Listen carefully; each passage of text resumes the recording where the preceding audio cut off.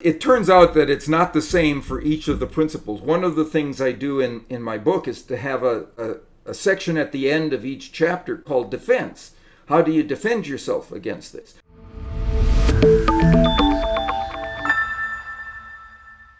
Thanks for joining us for part 2 of our interview with famed psychologist Dr. Robert Cialdini. If you haven't yet watched part 1 of our discussion with Robert, head over to our channel at youtube.com/Wealthion and watch it there first. It sets the context for what Robert and our partners at New Harbor Financial will talk about in this video. Oh, and if you haven't yet, don't forget to subscribe to this channel by clicking on the subscribe button below. And now, here's part 2 of our interview with Dr. Robert Cialdini. To the crux of the whole interview here, how do we recognize and defend ourselves against the type of manipulation that is unethical, or at least, you could talk about some of these aggressive marketers. Maybe it's not unethical, but it's certainly not something I need in my life and want to be manipulated by. So I see you nodding here. I'm sure you get this question a lot. What can we do to protect ourselves? Well, it turns out that it's not the same for each of the principles. One of the things I do in my book is to have a section at the end of each chapter called defense. How do you defend yourself against this? In the case of scarcity, the one that we just talked about, right? What happens when something is scarce is that we get agitated by the possibility of losing something. We get this emotional arousal. We should use it, the recognition of this arousal, to cause us, wait a minute, I'm feeling physiologically agitated here. Stop. Step back. Ask yourself, do you really want this thing? Or are you just being steered toward it by the claim of its scarcity, right? Because if I was told, hey, this is our last one, it's the last, I might have said, oh my God, I better get it, even if I didn't want that set. Right. But it turns out I did want that because I knew what Consumer Reports said about it. But if I didn't know that, I might have purchased something I didn't really want. So the key is use the force. You know how in the in the Star Wars movie, let the force be with you, right? Well, that's exactly it. Let that force be your cue. Wait a minute, I need to step back from this situation and analyze it in a considered way, on the basis of the merits of it, my current budget, and how much I really want it or need it. Okay, great. So I hate this term, but it's if you feel yourself being emotionally triggered, that's your red flag. That's to say, you know what, I'm in an emotional state here, and maybe I'm here because someone's tried to push me there to make an emotional decision. I'm going to tell myself I can't make a decision in this state. I got to step back, let the rational mind take over, and only then will I let myself make a decision. Exactly. Same thing happens with the liking principle, where you find yourself, let's say in that car showroom, liking the salesman remarkably more than you should for a 35-minute interaction with him or her. Wait a minute. Is it that he gave me something, a cup of coffee? Is that he complimented me on my choice of options? Is that he told me that, oh really, my wife grew up where you were born. What, all these things, and you come to like, and then you say to yourself, wait a minute, do I like this guy more than I should for 35 minutes? That's my signal to step back and realize I'm going to be driving this car off the lot, not the salesman. The liking for him is irrelevant to the liking for the Absolutely. thing. And I have to bring myself back to the merits of the deal, not the merits of the person who presented the deal to me. And so I presume too, in all of this, knowledge is power, right? Understanding these principles of persuasion, you become better at just sort of recognizing them when you see them in action, and then you can sort of pick your defense accordingly, correct? Exactly right. Yeah, I got to ask though, since you're the guy that came up with these and have lived with them for 30 plus years, does it ever sort of drive you insane? Like, are you able to kind of turn it off and just be a normal person in the world? Or do you go around every minute of every day seeing evidence of these arrows of persuasion being fired at you? My antenna are up all the time. Because there's always another edition of the book. There's the one that is just published is the newest edition, and so I'm adding information, adding new ideas, even a new principle. So I'm always alert to incoming. Okay, great. Well, let's actually talk about that for a second. So I've talked about your excellent books. I've got a copy of Persuasion here. As I told you before we started recording, I went for my much loved and dog-eared copy of Influence, and it was gone. And the reason why is my older daughter, who's at college and has become a psychology major, heard me raving about it and basically stole it and took it back to college with her. But that book, Influence, that's really the seminal book that puts you and this whole framework on the map. Was initially published around 30 years ago, but you've just come out with an expanded version, a new edition. I think it's something like over 200 new pages. Yes. And it's even got a new principle in it. So what quickly can you tell us about what's in the new version of the book? And for people that are interested in getting a copy of it, and I understand it hasn't quite launched yet, where should they go? Well, they can certainly go to any of the book buying sites, Amazon, Barnes and Noble, that sort of thing. They can come to our website, influenceatwork.com, where they can get any of the books. But those are the places to get it. What's different about it is that it now includes new research, new examples, new insights into the process, but it also takes into account online platforms for influence.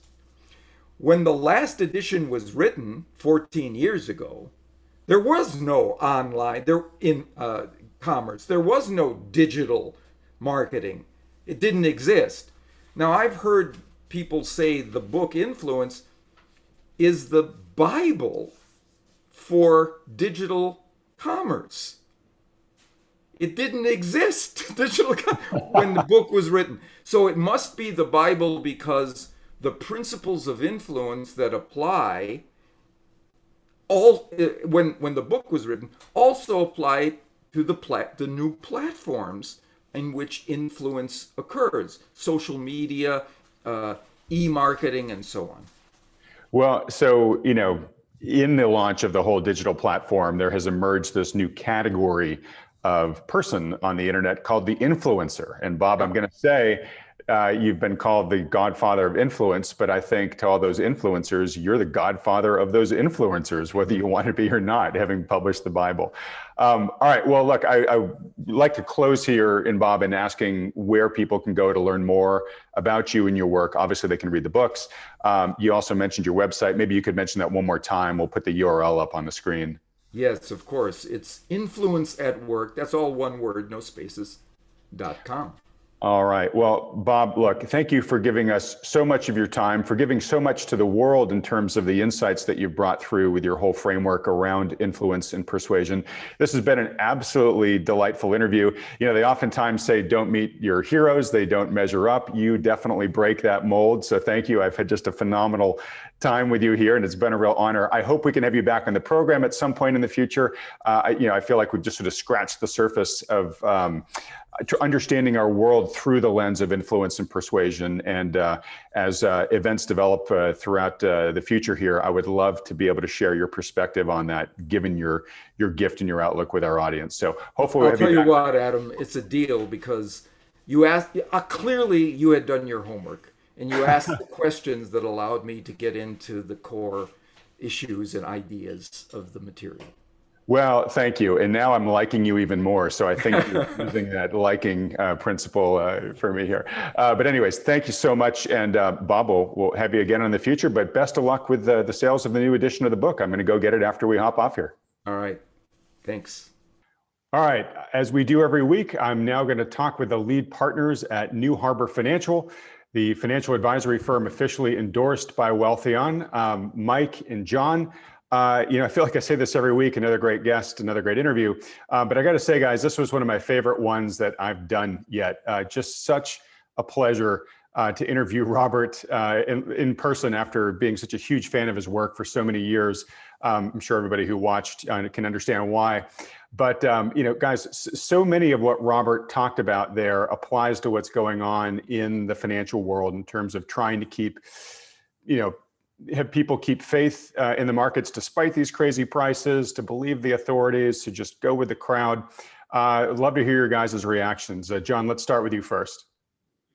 Yeah, thanks, Adam. I got to confess, I was not familiar with Robert, and I found him very fascinating and compelling. Of course, the kinds of influencing techniques and tactics that he speaks about are alive and well in virtually all aspects of our life, right?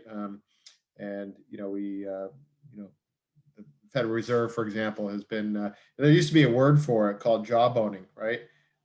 That term is not even used much anymore because it's become probably their biggest policy tool. You can talk about their interest rate policy, their quantitative easing, their all the kind of programs they've unleashed over the last decade or more. But probably the biggest tool is their kind of storytelling. Again, used to be called jawboning. It's because it was kind of a fringe thing, but now it's become so central to the policy. And just to do a little experiment, every now and then, in fact, fairly recently, I forget how many weeks ago, Jerome Powell, the Fed chair, was on 60 Minutes.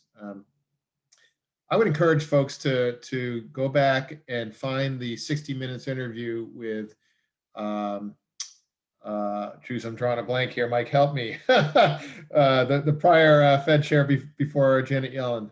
Bernanke. Bernanke. Bernanke, yes. I'm sorry.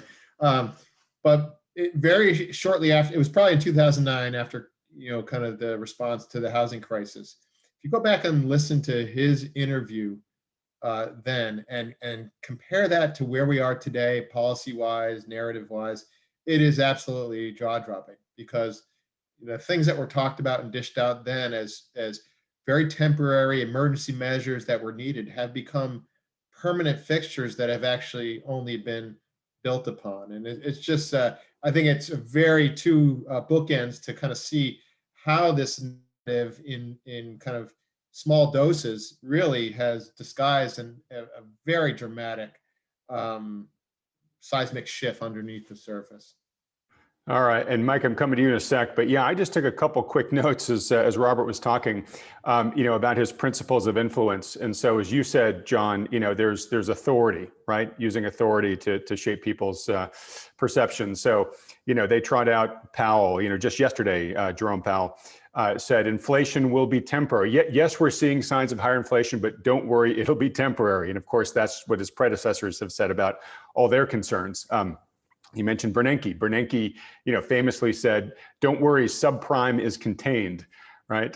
Janet Yellen, during her Fed chairmanship, said, "There won't be another financial crisis in my lifetime." Right? And they're out there trotting these academics and authorities and out in front of the public to basically say, "Don't worry, you don't have to think about this. Just trust us." Right? So they're definitely leveraging the appeal to authority with reciprocity.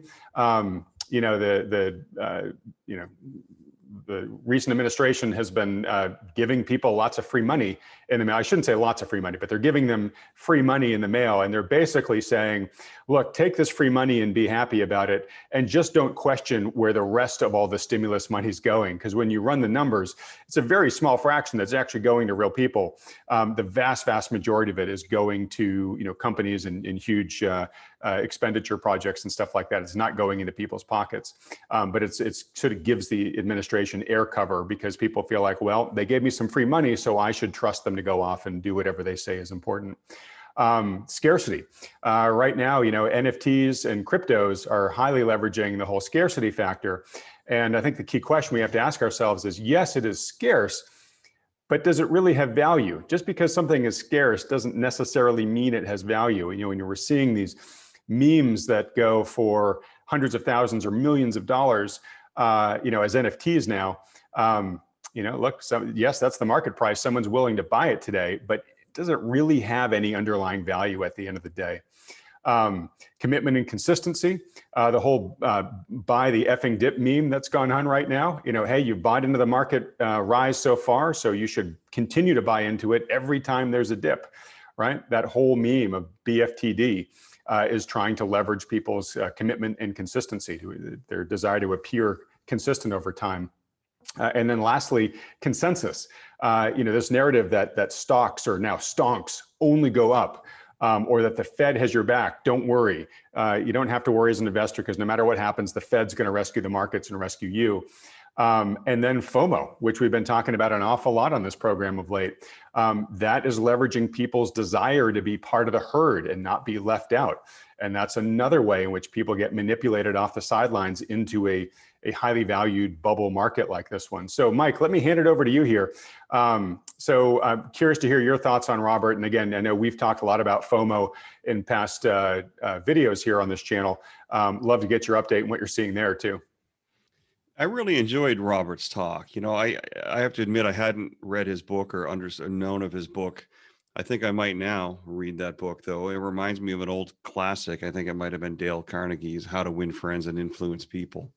And the concepts are pretty simple. I really enjoyed the part where he talked about good human relationships. And yeah, these principles can be used against us by governments and other entities.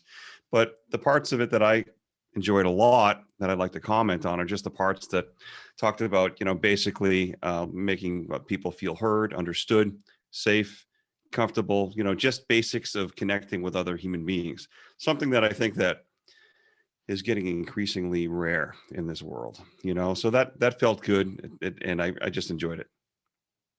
Great. Well, so let's move on from influence into a chart I want to put up here, because I think it sort of shows what happens when people have been lulled into a false sense of security. I think you talk to the average person right now, they would say, look, economy seems to be doing a lot better. Markets are doing great. What's there to be worried about? Here's a chart from John Hussman, whom we all have high respect for and have mentioned many times on this program in the past. John does a great job of producing charts that I think, exemplify that a picture is worth 1,000 words. I won't get into the axes so much of this chart. It's a little bit complicated, but I want to read what John has written here to accompany it. It's tragic, or will be, that investors don't quite realize that the only way QE supports markets is by making them so uncomfortable holding zero interest base money that they become willing to bid every other asset to valuations that imply zero or negative future returns. So if you're looking at the scatter plot here, you can see where John has written the arrow that says you are here, which shows that we are at the extreme end of this data plot. And what that says is just we're sort of in a never seen before time in history here, where the market is so overextended that right now, basically, people that are putting money into the markets at today's prices are basically signing up for years, a decade or more, of negative returns. And you only see that kind of, insane and nonsensical behavior, in a bubble market where things have been so distorted that, people have decided to take it, or being influenced basically to take that much crazy risk for really no return, in fact, negative return here. I think it's a really good, visual that just shows, we talk every week about what a treacherous, unprecedented, and crazy market this is right now. This data point really drives that home for me. John, I know you guys are big fans of Hussman. How do you interpret this? Yeah, that chart is. It doesn't take an astute student to look at that chart and see that you are here point is extreme. It's about as far off the right hand side of that chart as you can be. In fact, it is the farthest we've ever been. And basically what that measures is the amount of money that's in the system that the Federal Reserve has created, which is the power of the Federal Reserve to create and manage the money supply. That is the purest charter of the Federal Reserve, going back to when it was established in 1913, I believe. And they've printed money out of thin air, literally to the point where the amount of money sloshing around that system, base currency, which is yielding essentially 0%, has never been even close to where it is today relative to the underlying economic activity. but that chart does deserve a little bit of exploration, because one of the great talking points that the Federal Reserve has had these many years is that we need to drive interest rates down low to stimulate investment, to stimulate borrowing, to stimulate economic activity. And if you understand this chart, you can see that on the vertical axis is where essentially the short-term interest rates are. And you can imagine if you move that "you are here" arrow to the left, you could get all the way to about half of where it is today, and still see that scatter plot of dots would still have supportive interest rates at or near zero. So the bottom line is there doesn't need to be so much money sloshing around in the system to achieve the kind of low interest rates that the Fed says they are trying to engineer. All that extra money in the system it doesn't do anything for interest rates. All it does is fuel speculation. And it's that speculation that leads to the driving up of asset prices of all sorts of assets, stocks, bonds, and a whole lot of everything in between and around the edges, to likewise yield as bad, zero, or even worse, negative as cash itself. So it's just an amazing chart. It says so much about where we are, where we've gotten to, and really should be a very scary picture for anybody that is a student of history or economics. Yeah, and I think it picks up really well from our conversation last week with David Stockman, right, who was railing against the Fed and the implications of its policies. And to your point, John, there's really no reason to continue to expand the money supply here from an interest rate standpoint. It's really all just about pushing asset prices higher, driving speculation, like you talked about, forcing people up the risk curve. And as David said, that's not something that can be sustained forever. And the further that you distort prices by driving them up, the more painful and damaging the inevitable correction is going to be. So look, that's a huge theme of these videos that we've had, where we're trying to help people understand just how extreme the current system is, and that if you have wealth that you're trying to protect, save, prudently grow, you really want to take these factors into consideration, because you don't want to put yourself in a position to be collateral damage when that correction does happen. Mike, getting back to you for a second, and revisiting the main theme today of influence and how we can be manipulated. Robert said the way in which you can protect yourself is really by understanding the rules of the game, and having these sort of checkpoints to make sure that you're making rational decisions instead of emotional ones. Because so much of influence is getting us into an emotional state where we can then be influenced. And I think that is a huge part of the role that a financial advisor plays with people, is to take the emotion out of the decision making and to help them make rational, empirical, logical decisions with their money, with their investment strategy, et cetera. And so, and therefore, hopefully, dramatically improve the probability of them making good decisions, and not making an emotional decision that gets you into trouble right at the wrong time, which they tend to do. Can you just talk about how you guys apply that when you work with your clients? Yeah, absolutely. I mean, investing is all about emotion. I mean, we're all swayed by our emotion. That's what, most marketing is aimed at, like Robert was talking about, is our emotions. But the market certainly is all about emotion, fear and greed, fear and greed. You hear that a lot. In recent years, the last 10 years or so, there really hasn't been much fear. It's been nothing but greed and yet more greed. And you could almost argue, I think you could argue, that Federal Reserve policies and other central banks that follow them have the motive essentially of using people's emotions to get them to do what the central banks want them to do, and that's to buy more assets, drive stock prices up. I think that one of the major values that we offer to our clients is to be a buffer between themselves and their emotions. It's not easy sometimes, even for us. We're human beings, and investors herd. They all go in one direction and then they all turn on a dime and go in the other direction, usually at the wrong time. And sadly, most investment professionals do that too. They also herd, just like individuals. I think if you're based and grounded in data, like we are at New Harbor, John and I are engineers, we care about the data. We'll tell you that the only way you can to separate yourself from emotion is to live in the data. You just showed a chart by John Hussman. We have a lot of admiration for that man. One of the people that knows the data almost more than anybody.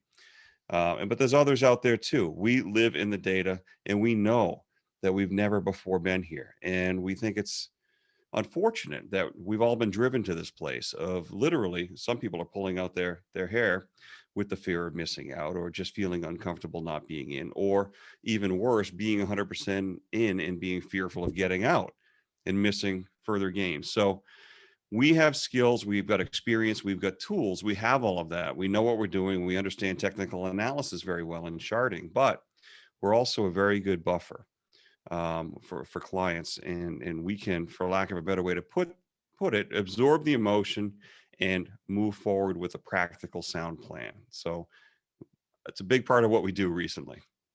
Great. Well, it's a hugely valuable service to be able to provide to people in an investing environment like this. All right, guys. So moving on and wrapping up here, John, I want to ask you if what you've seen in the markets over the past week. What's caught your attention?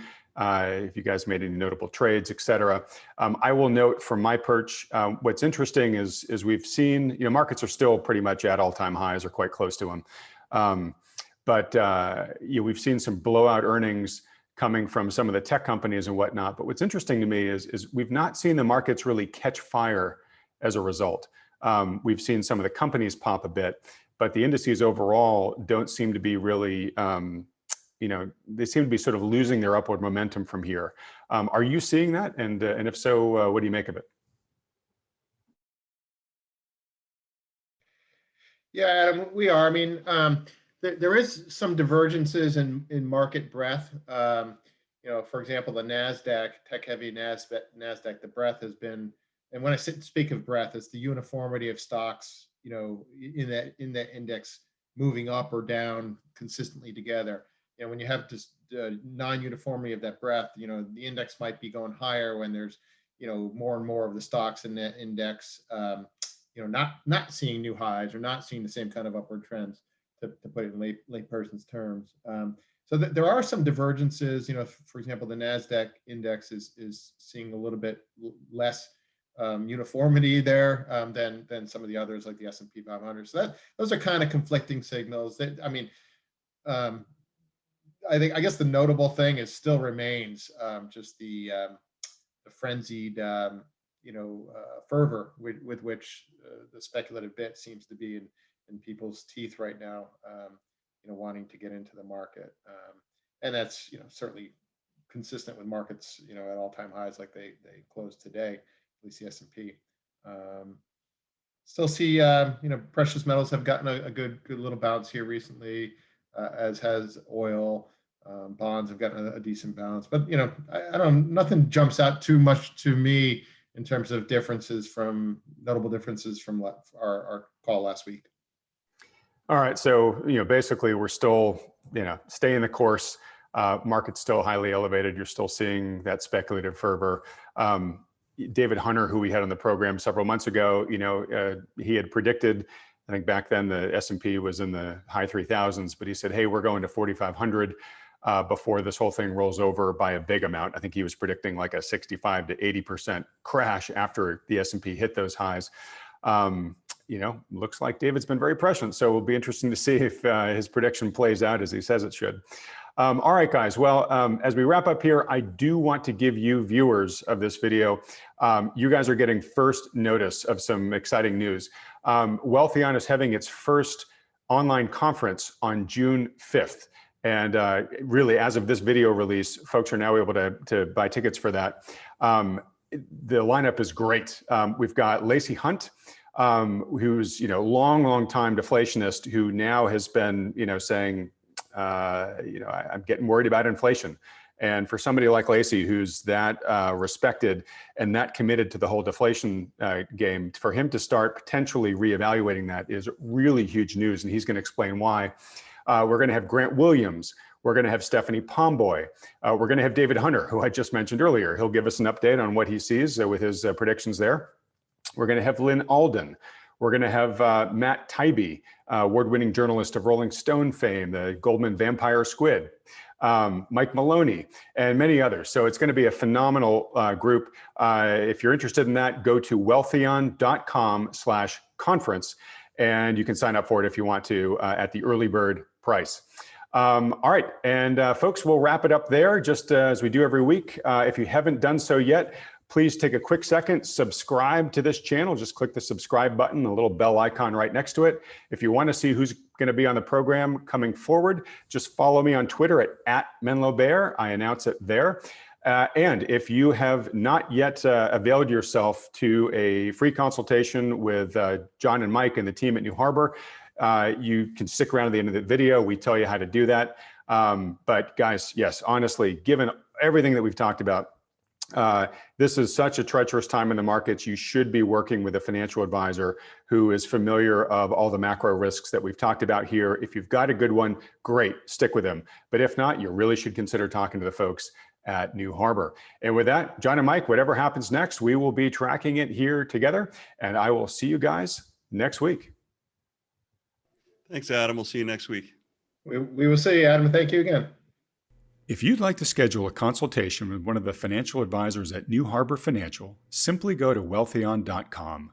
These consultations are completely free and there are no strings attached. The good folks at New Harbor will simply answer any questions you have about your investment goals or your portfolio and give you their best advice given their latest market outlook. They're willing to do this because they care about protecting people's wealth, and because Wealthion has connected them with so many thoughtful investors just like you over the past decade. We started doing this because so many people have approached us in frustration, looking for a solution because they're feeling out of alignment or downright ridiculed by the standard financial advisors who have been managing their money. You know the type. The kind that just pushes all of your money into the market, scoffs at the idea of owning gold, and when you bring up concerns about the market's sky-high valuations, they say, "Don't worry. The market will always take care of you." For many of the reasons discussed in today's video, we think this is one of the most challenging and treacherous times in history for investing. We strongly believe that today's investors are best served working in partnership with a conscientious professional financial advisor who understands the risks in play. Now, we're agnostic which professional advisor you work with, as long as they're good. If you're already working with one, that's fantastic. Stick with them. But if you don't, or are having trouble finding one you respect or trust, then consider talking to John and Mike and the team at New Harbor. Now, for those about to ask, yes, there's a business relationship between Wealthion and New Harbor, which we've put in place to make sure everything is handled according to SEC regulations. All the details on this are clearly provided on the wealthion.com website. Also, it's important to note that New Harbor is able to work with U.S. citizens, green card holders, and those with existing assets in the USA. But for regulatory reasons, they aren't able to take on non-U.S. clients. All right, with all that said, if you'd like some insight and guidance on how to protect your wealth during this unprecedented time in the markets, go to wealthion.com to schedule your free consultation with the good folks at New Harbor. Thanks for watching.